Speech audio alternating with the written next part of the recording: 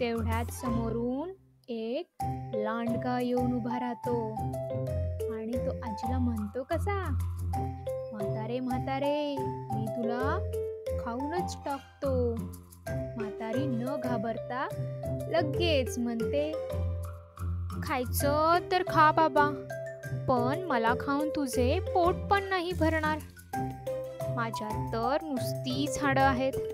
त्यापेक्षा मी लेकीकडे जाते, तूप रोटी खाते, जाडजूड होते आणि परत येते.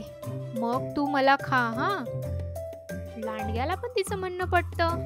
तो थोडा विचार करतो आणि तिला म्हणतो, ठीक आहे ठीक आहे, जा तू लेकीकडे, तूप रोटी खा, जाडजूड हो आणि लवकर परत ये, मी वाट पाहतो. म्हातारी मनातल्या मनात हसते.